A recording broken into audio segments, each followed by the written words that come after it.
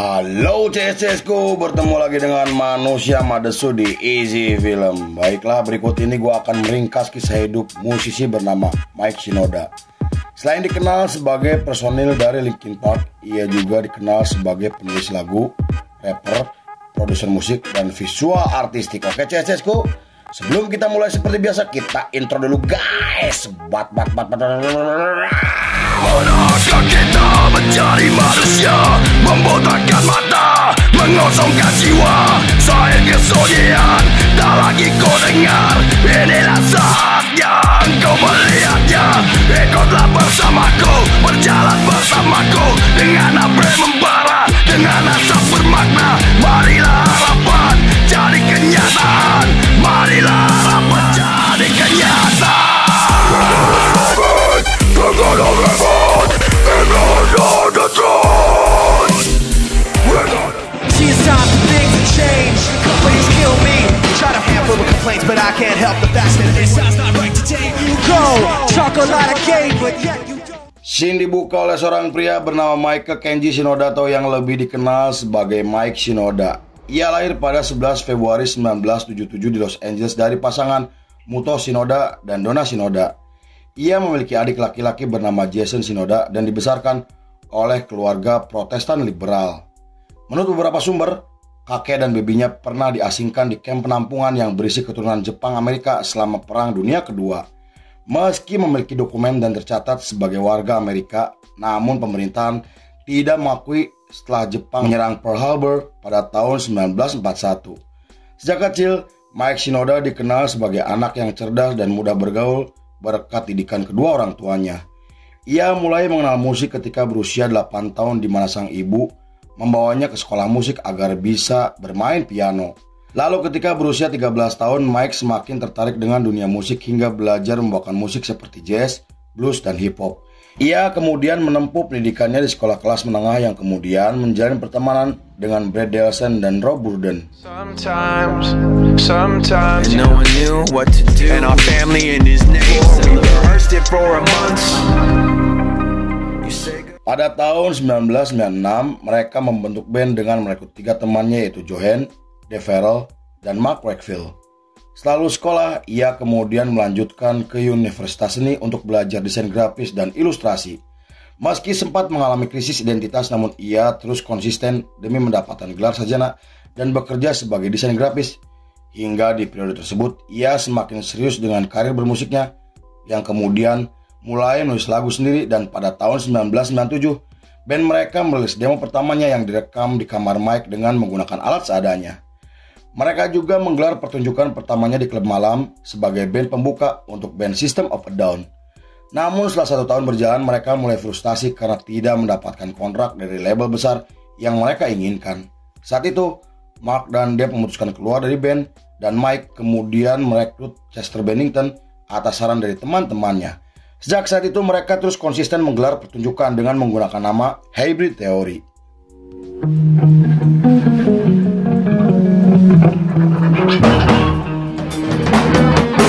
Not only do we try to rehearse the shows.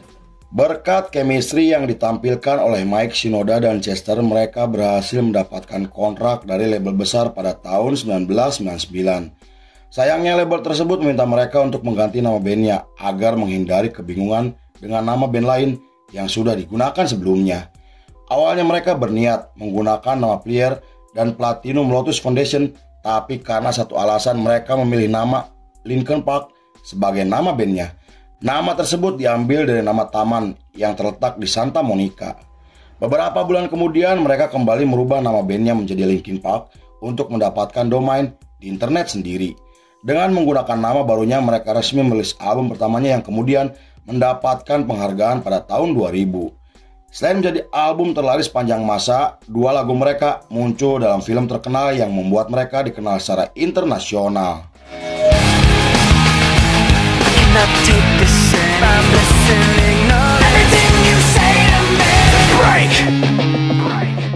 Beberapa bulan setelah menggelar tur nasional, Mike akhirnya mendirikan label sendiri dan bersama Brad Delson terus mengasah kemampuannya hingga berhasil menciptakan instrumen yang keren.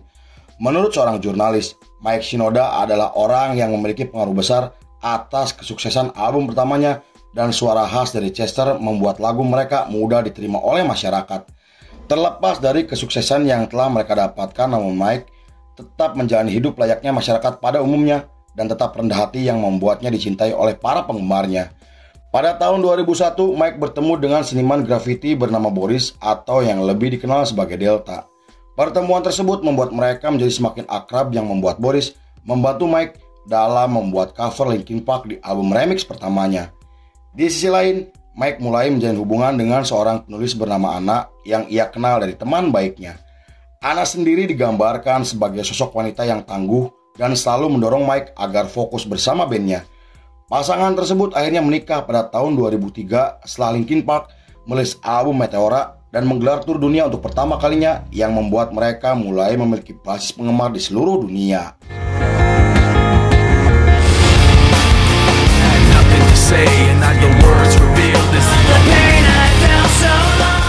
Pada tahun 2004, Linkin Park merilis album kolaborasi bersama Jay-Z dan album tersebut memenangkan penghargaan sebagai album kolaborasi terbaik. Mike juga mulai menjadi produser untuk band lainnya hingga membentuk band proyek dan merilis album pertamanya. Di periode tersebut, Linkin Park terlibat konflik dengan labelnya karena tidak transparan terkait masalah royalti. Saat itu Mike merasa dibohongi dan dimanfaatkan karena uang yang ia terima tidak sesuai dengan kontrak. Lalu setelah membuat perjanjian kontrak baru, Linkin Park akhirnya menggelar pertunjukan amal untuk membantu korban badai Katrina. Tak hanya itu, mereka juga menyumbangkan uang pribadi ke Yayasan Amal untuk membantu korban tsunami Samudra Hindia. Karena aksi sosial tersebut, mereka mendapatkan pujian dari para penggemarnya yang membuat Mike dan istrinya selalu terlibat dalam kegiatan amal. Pada tahun 2005, mereka mendirikan organisasi amal untuk memberikan bantuan kepada korban bencana alam dan bekerja sama dengan para aktivis untuk program kemanusiaan.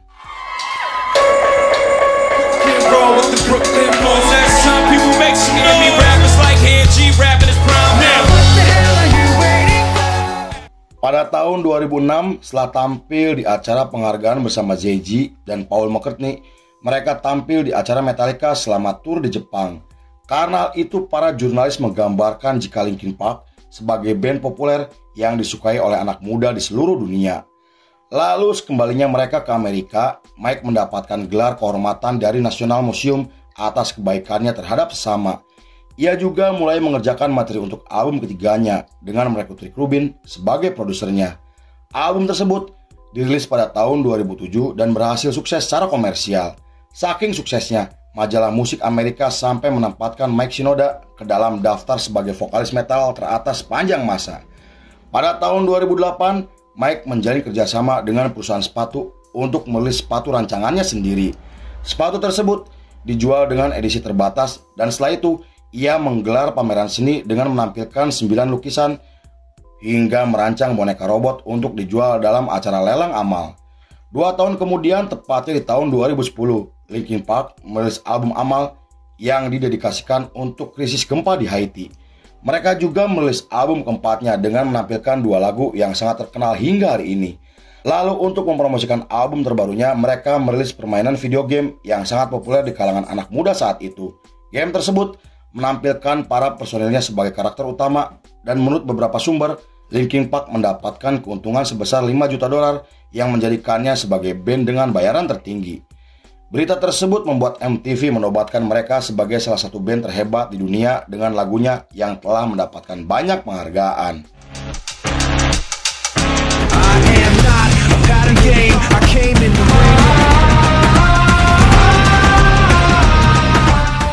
Pada tahun 2011, Mike kembali menjadi sorotan media setelah merilis album kompilasi untuk membantu korban tsunami di Jepang. Konon ia sampai menyumbangkan uang pribadinya untuk membantu korban bencana alam dan yayasan anak-anak.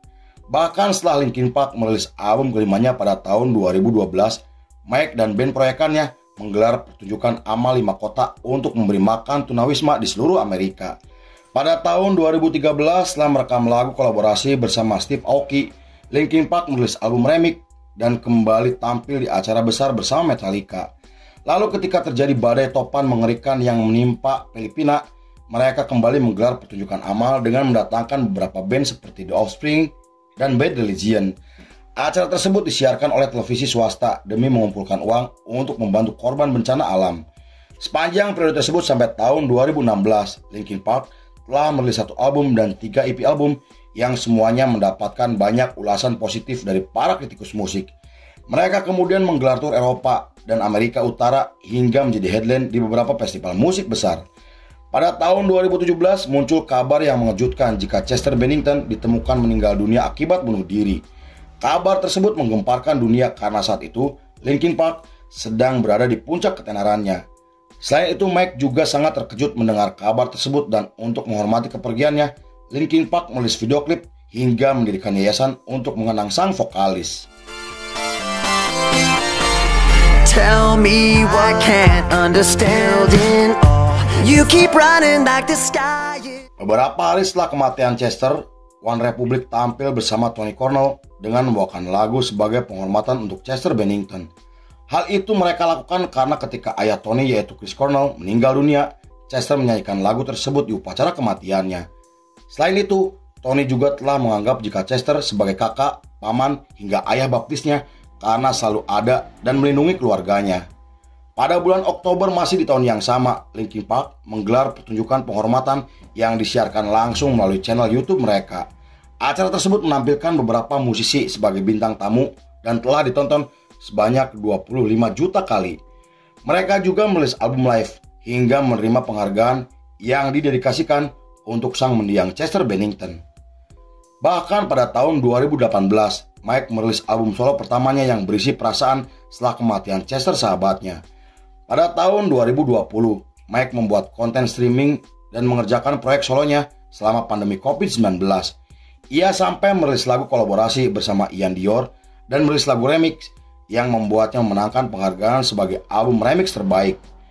Meski ia sibuk dengan pekerjaannya sebagai produser musik, namun Mike tetap konsisten dengan karir solonya dan merilis EP album pada tahun 2023. EP tersebut menampilkan 1 lagu yang dibuat khusus untuk soundtrack film yang cukup terkenal. I'm not aware when I do it again. Pada tahun 2024, Mike Shinoda mengumumkan jika Linkin Park akan bersatu kembali setelah vakum selama 7 tahun.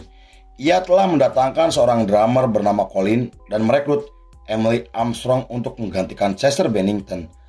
Hal itu membuat Linkin Park dikritik oleh para musisi hingga putra Chester bernama Jamie Bennington angkat bicara dengan mengatakan jika Mike telah mengkhianati ayahnya karena telah merekrut vokalis yang penuh kontroversi. Hal itu disebabkan karena Emily dikenal memiliki hubungan dengan gereja Scientology dan dianggap telah mendukung seorang pemerkosa. Emily kemudian menanggapi kritikan tersebut dengan mengatakan jika ia sangat mengutuk perbuatan keji yang telah dilakukan oleh Denny dan tidak pernah tergabung dengan gereja Scientology. Beberapa minggu setelah itu, Linkin Park menggelar pertunjukan pertamanya yang disiarkan langsung hingga merilis lagu baru dan merilis album ke-8-nya pada bulan November masih di tahun yang sama. Sampai saat ini, Linkin Park masih aktif dan telah menjalani tur ke 4 benua. Selain itu, Mike mengumumkan jika Linkin Park akan menggelar tur besar untuk para penggemarnya pada tahun 2025.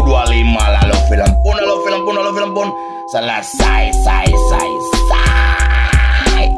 Your blade sharpen with precision, just like you always. I keep on lying, that you cut me off the side.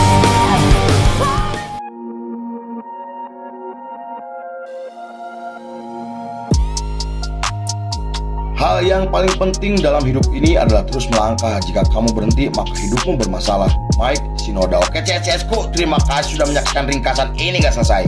Saya beserta jajaran Beranda Malam kembali pamit undur diri. Sampai jumpa di episode berikutnya. Bye bye. Hampura belo white CSku.